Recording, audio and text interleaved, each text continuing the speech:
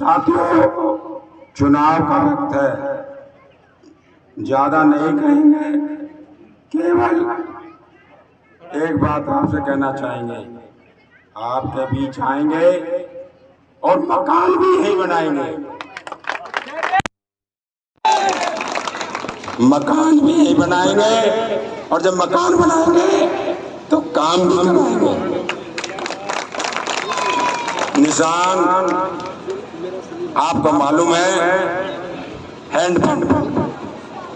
बाकी हमारे अध्यक्ष जी चंद्रशेखर जी आपको विस्तार से बताएंगे। बाकी आपको यकीन दिलाते हैं, आपके मान सम्मान और काम की तरफ से कभी लापरवाही नहीं करेंगे। शुक्रिया। धन्यवाद संचालक महोदय, हमारे छोटे भाई अजय जी। यहाँ के जिले के आजाद समाज पार्टी, राष्ट्रीय लोकदल समाजवादी के सम्मानित नेता इस विधानसभा में मेहनत कर रहे हैं, और ये बाहर से जो इस विधानसभा को जीतने के लिए प्रभारी के रूप में काम कर रहे हैं, हमारे सभी सम्मानित नेता, ये सम्मानित मंच, हमारे प्रत्याशी, हमारे गार्जियन के तौर पे राठी जी, चेयरमैन साहब, पुराना रिश्ता है मेरा इस घर से और उनसे, वो हमेशा उनका आशीर्वाद हमें मिलता रहा। आज हम लोग यहाँ चुनावी सभा में प्रयास कर रहे हैं कि ज्यादा से ज्यादा लोगों तक पहुंच जाए।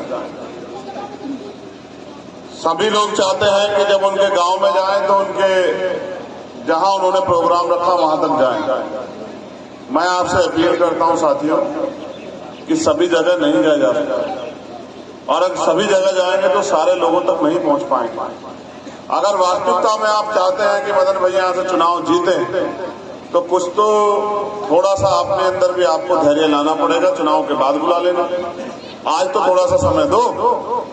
तो इसलिए जिद ना करके समय के साथ जो है बात को आगे बढ़ने दें। पुनः मैं बात पे आता हूं, अपने सभी महापुरुषों को नमन करते हुए मैं ये सोचता हूं, इस देश में समय समय पे महापुरुषों ने जन्म लिया, और जो भी अहंकारी, तानाशाही सत्या ताकतवर हो रही थी, उनको मुंहतोड़ जवाब दिया।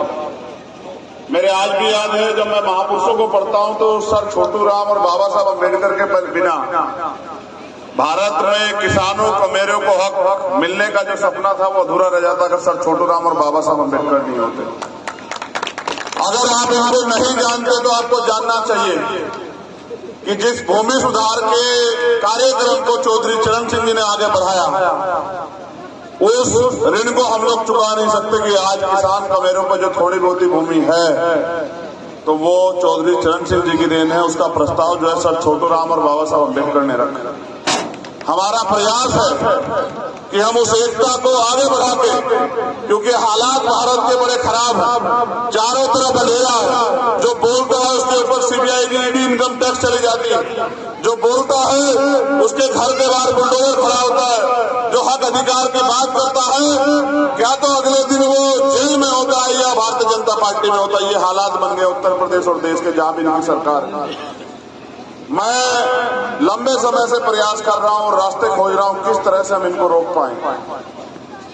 प्रकृति ने हमें अवसर दिया, पूरे उत्तर प्रदेश में चुनाव हुआ और किन्हीं कारणों से दोबारा से सत्ता में आ गए। पूरे उत्तर प्रदेश में अवसर नहीं है, लेकिन खतौली पे अवसर है। खतौली के लोग अगर चाहें तो 8 महीने बाद उनको जो पुनः गलती सुधारने का अवसर मिला वो उसको सुधार सकते हैं। बात विधानसभा की नहीं है, बात है संदेश की। जो भारतीय जनता पार्टी सिर्फ धर्म की, हिंदू मुसलमान की राजनीति कर रही है, मैं आपसे पूछना चाहता हूं, आप ये सोचिए कि उत्तर प्रदेश में आपके बच्चों को रोजगार कहां से मिलेगा।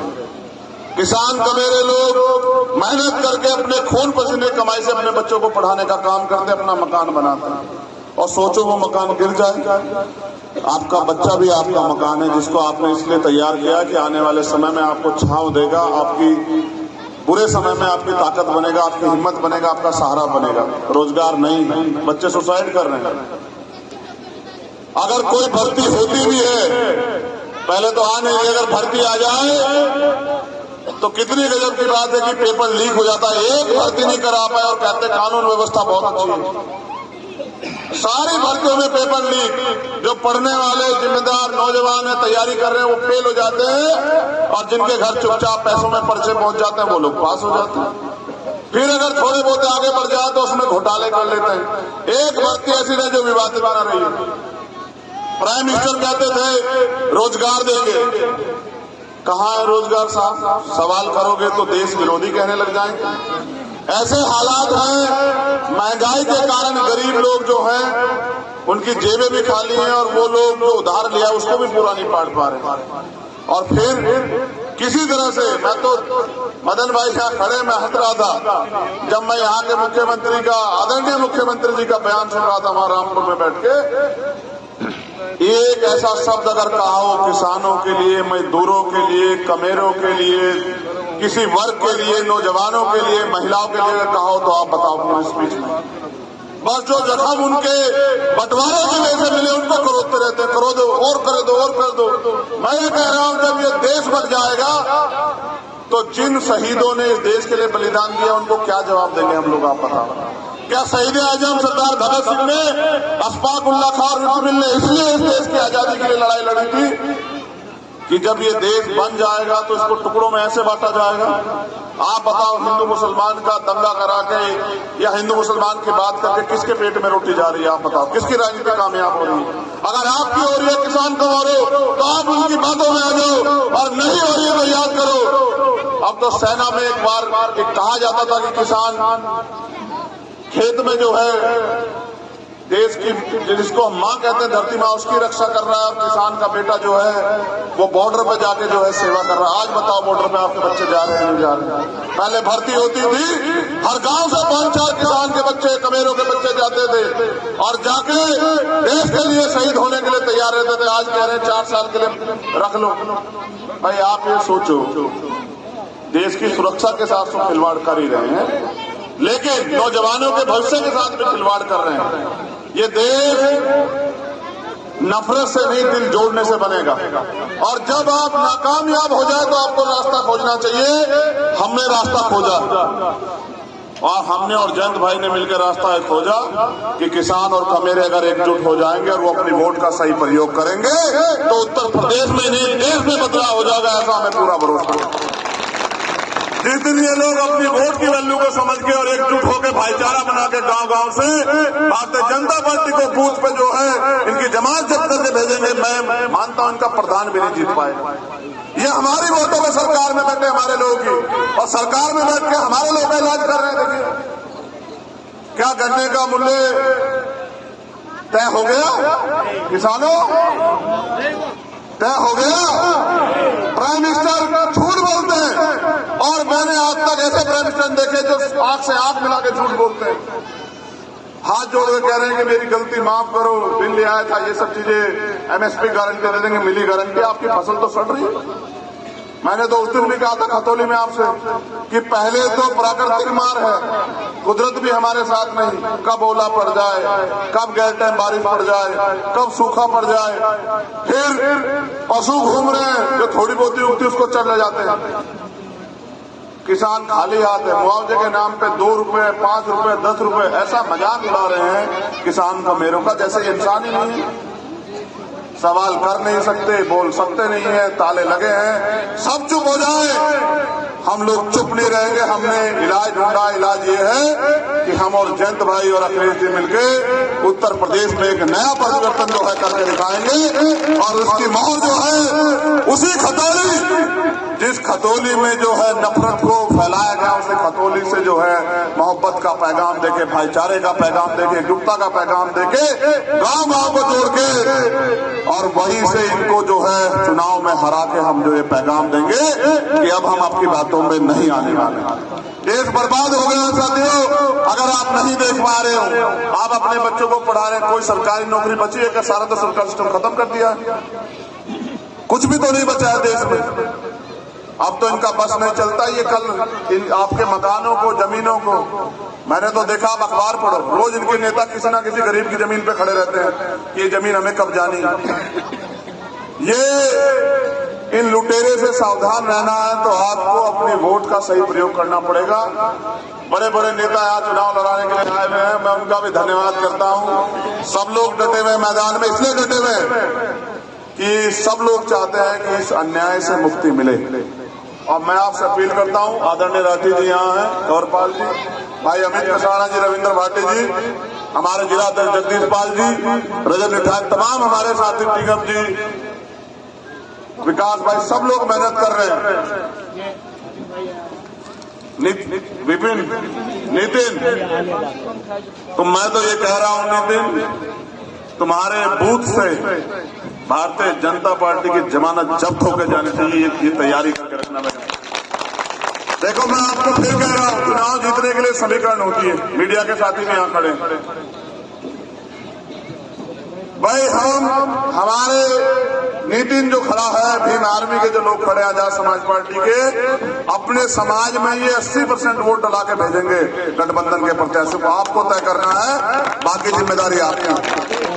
अगर 80 से 79 हो जाए तो आप मुझे कहना, 80 से 81 हो सकते हैं, क्योंकि मैं रोज इस लड़ाई को लड़ता हूं। और ये लोग रोज मुझसे कहते हैं कि भाई कोई ऐसा इंतजाम कर दो कि हम इन बीजेपी वालों को सबक सिखा दें। मैंने तो इंतजाम कर दिया है। आप नौजवान साथी यहाँ खड़े हैं, 5 तारीख के दिन अपनी एक एक वोट को, एक तो सबसे बड़ी जिम्मेदारी आप पे है कि बूथ पे आपका डंडा और झंडा दोनों बहुत मजबूत होने चाहिए। दूसरा, गांव से ज्यादा माँ, बुजुर्ग, बाऊजी, ताऊजी, दादाजी, जो भाई बाहर गया उसको भी कहना कि एक रोटी कम खाना, लेकिन स्वाभिमान सम्मान की लड़ाई को जरूर लड़ना। ये वजूद की लड़ाई है। ये संदेश है कि उत्तर प्रदेश में कहते हैं हमें कोई हरा नहीं सकता, अहंकार में है, हम हरा भी सकते हैं और आपके इस हस्ती को जो है उसको जो है मिटा भी सकते हैं। हम किसान कमेरे लोग हैं, बंजर भूमि को जो है अपनी मेहनत से उसको उपजाऊ बना देते हैं। आप कौन है? तो मैं आपसे अपील करूंगा, एक और निवेदन बाकी रह गया भाई, ये भी करना पड़ रहा है। अब ये हार की तरफ है तो बौखला रहे हैं, पैसे भी बांटेंगे, शराब भी भेजेंगे, और तो और ये हो सकता है किसान कमेरों में झगड़ा भी करा दें। पूरा प्रयास करेंगे। मैं आपसे कह रहा हूं, चाहे नफरत की आंधी चल जाए, डिगना मत, बिल्कुल नहीं डिगना, बिल्कुल नहीं डिगना, किसी भी कीमत पर नहीं डरना। ये बात के राज कर रहे हैं, हम जोड़ के राज करेंगे। हम अपने लोगों के लिए सारी कुर्बानी देने के लिए तैयार हैं। दूसरा, मैंने सुना है जहां सभा होती है, जहां प्रचार होता है, रात में पुलिस वाले आते हैं, राठी जी खड़े, आ जाना, इनका कोता इंतजार कर रहा है तुम्हारा आ जाना। तुम्हें बताएंगे कैसे जो है आया जाता है। इनके घर आना, ये खड़े हुए हमारे बुजुर्ग, इनके घर आना ये बताएंगे। और हमारे लोग यहाँ नाम लिखवाने तो खूब नाम लिखवा देना। इनको पता होना चाहिए कि ये लोग तैयार हो गए, नफरत में नहीं आएंगे। इसलिए मेरा आपसे निवेदन है, मीडिया के साथी खड़े हैं, कहेंगे कैसी बात कर रहे हैं आजाद भाई, पैसे अगर तुम्हें देंगे तो रख लेना, लेके रख लेना। इनके बाप के पैसे नहीं है भाई, आपके टैक्स के पैसे हैं, आपने मेहनत करके टैक्स दिया, आपके पैसे रख लेना और घबराना मत। वोट अपने गठबंधन के प्रत्याशी को, भाई मदन को, और चुनाव चिन्ह नलके पे। क्या है चुनाव चिन्ह बताओ? नहीं तुम ढूंढते रहोगे, वहां मिलेगा नहीं तुम्हें और कुछ। क्या है चुनाव चिन्ह बताओ? कौन से नंबर पे है बताओ? कौन से नंबर पे रखना है ये भी बताओ? एक नंबर पे है और एक नंबर पे रखना है। और नलका इतनी जोर से चलना चाहिए कि मीठा पानी निकल आए बस, ठीक है?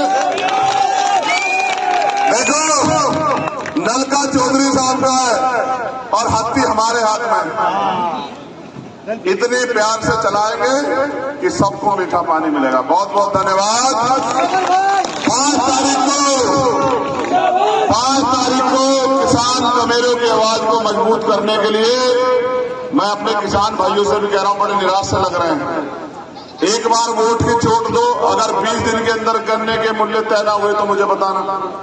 यही मौका है आपके पास, आपकी सुनेंगे, आपकी नहीं सुनेंगे, आपके घर आके आपके सुनेंगे। साहब कहते हैं सुनते नहीं है, एक बार वोट की चोट कर दो और देखना, अगर 20 दिन में गन्ने का मूल्य तय ना हुआ तो मुझे बताना। और सिर्फ गन्ने का मूल्य नहीं तय होगा, फिर घड़ियालू आंसू बहाने के लिए कोई ना कोई आएगा। एक बार इनको सबक सिखा दो। किसानों से मैं कहता हूं, हमारे लोग तैयार हैं।